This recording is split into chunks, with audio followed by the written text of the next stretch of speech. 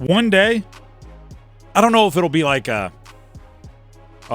mini series of television, might be a long-form documentary, could be a multi-episode podcast.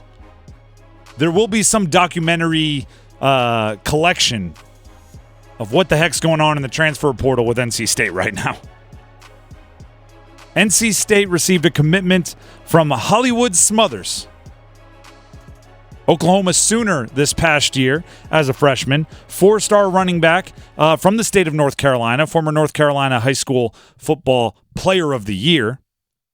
He's coming to NC State, which is crazy. And I don't say crazy like good or bad. I say crazy like I want to see a documentary of how they're getting all this done. I want to talk to some people, and I've tried, but there's these collectives are a little tight-lipped. Hollywood Smothers is now added to. He's another. I mean, he's a big name running back in the transfer portal. He's added to Grayson McCall, big name quarterback out of the portal from Coastal Carolina. Noah Rogers, big name wide receiver out of the portal from Ohio State. Wesley Grimes, big name wide receiver out of the portal from Wake Forest. Jordan Waters, big name running back out of the portal from Duke. Justin Jolie, big name tight end out of the portal from UConn. Zeke Correll, big name offensive line out of the portal from Notre Dame. These guys had options. And in an NIL world, they likely had some leverage to make themselves a lot of money. And I'm not saying they chose not to. I'm saying they chose to come to NC State. So either NC State's collective is finding a way to get them paid, or they're offering them something that they see more valuable than getting paid. And by the way, they have other transfers coming also. That's just kind of play the hits, the A side, if you will. And then on top of that, the guys like Casey Concepcion, keeping him out of the portal, a guy they had this past year who was a freshman All-American, is equally as important as getting probably more important than getting any of these guys out of the portal. This offense is going to be, if they can put it all together, and that is a big if, but if they can put it all together, this offense is going to be wildly explosive. It's going to be night and day compared to what we saw this past year for NC State's offense on the football field. But as you know with me, right, I can't just look at anything and say, well, that's what it is on the surface. Cool, right? Occasionally, and most of the time, I have to look at it and say, how in the heck is this happening? Now, there is Wolfpack Tom.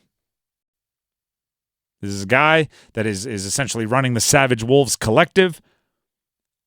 I'm open, and I don't know net worth. I know he's involved with something called the Gopher Mobile. Maybe he's just got money to blow in a big way, and he's decided he's going to fund the football team. I don't know his net worth. It's a lot of money, though, I'd assume.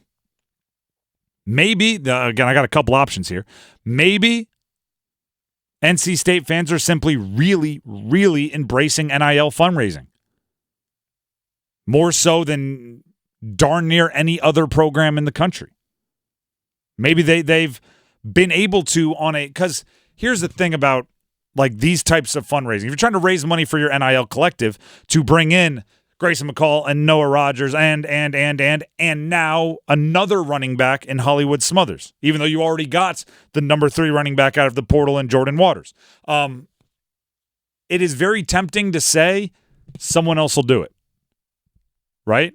Because the logic is there. If your NIL collective has oodles and oodles of money, you can pay that money to players and they'll come play for your team and you'll have more fun on Saturdays because your team will be better.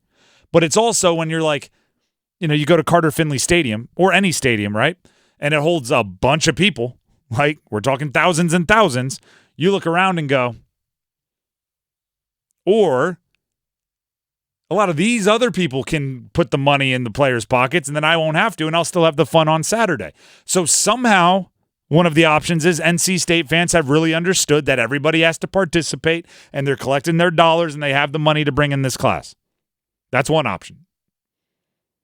Either way, this feels like a very, very, very high-stakes year for NC State football coming up. There's a saying, right? We all love sayings. Put on a bumper sticker. You got to spend money to make money. There's a possibility here that whether it's Wolfpack Tom, whether it's the fans, whether it's some other funding source that likes to lay in the shadows and go low key, that they're spending all their money this year with the anticipation that they will win enough to drum up interest and replenish the funds, right? Because that the conveyor belt is what you want to get going, right? You spend a bunch of money this year. You bring in all these transfers, then you go win the ACC. You go make it to the college football playoff. You go achieve some high and lofty goals, right? You slay some Goliaths. And then because of that, you have a bunch more post-game press conferences where Dave Doeren is talking about another win, and he's saying, give money to the collectives. And boom, it refuels the tank, and then it gets going like that. The risk is you spend all your money this year, you don't have that success, and then Dave Doeren is after a loss somewhere going, hey, refund the collectives, and everyone's going, wah, wah. Maybe not. This feels like a big year. It feels like your chips in the middle, and if it pays off, heck, you'll cover the mortgage, you'll go on a nice vacation, you'll crank things up. If it doesn't go well, you're not going to be able to cover the mortgage. You're going to have to cancel the vacation you booked. You may have to, sell a kidney. It gets ugly quick. The expectations are high. They should be. And I was like, absolutely, they should be. And guess what? We're going to hold them to that standard. That's the thing. We're going to hold the expectations are higher. We're going to hold you to that higher standard.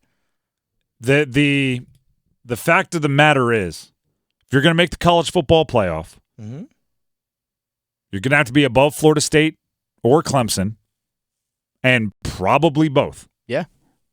Talking minimum appear in the ACC championship, which is something that hasn't happened in a long time for NC State.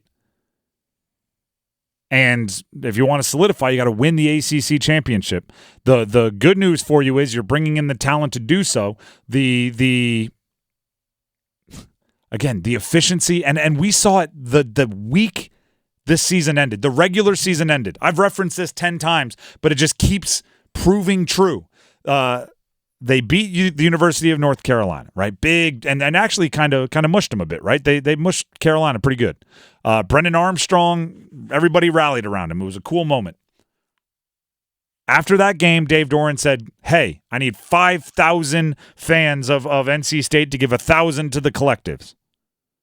I don't think they raised that much, but they raised a bunch of money over the next couple of days. And 4 days later, the Tuesday following the Saturday game, they inked an agreement with Casey Concepcion and one of the collectives for him to stay. And my first reaction was, goodness gracious, their machinery worked at such a high level. They flicked on the switch, it cranked up, you heard the engine running, and 4 days later they had their best player locked into a deal for the next year.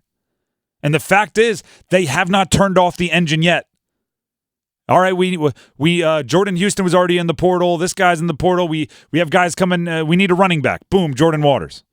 We need a quarterback. Grayson McCall. Grayson McCall is in Raleigh. You're visiting him at his house. He's putting pictures at the Capitol Grill in Raleigh. He's wearing black and red shoes, right? And it was just one step. Boom, he commits. All right, now we see Lex Thomas, backup quarterback, post a picture from one of his recruiting visits, and there's Tamarcus Cooley, Wesley Grimes, and Noah Rogers there with him. Well, Tamarcus Cooley's at Maryland. Never mind. He's in the portal. He commits to Maryland. Well, Wesley Grimes is at Wake. Never mind. He's in the portal. He commits to NC State. Oh, Noah Rogers. He's a former 4-star top 50 recruit in the country. He's at Ohio State, though. They're still playing. All right, well, as soon as their season's over, he's in the portal. He's at NC State. That's wildly efficient. And now they're kind of flexing on him. We needed running back. We have running backs, right? But throw the S on there for plural. Hollywood Smothers, get over here. Oh, and by the way, we have the number one tight end in the portal in Justin Jolie.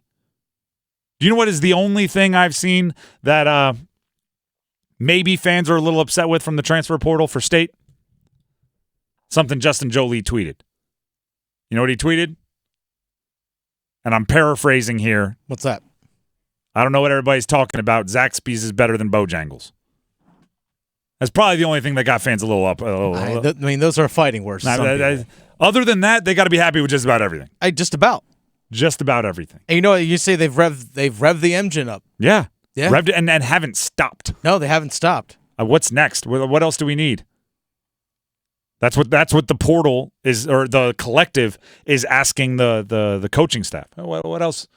You got a hole in the depth chart? What are you looking at? What else you need?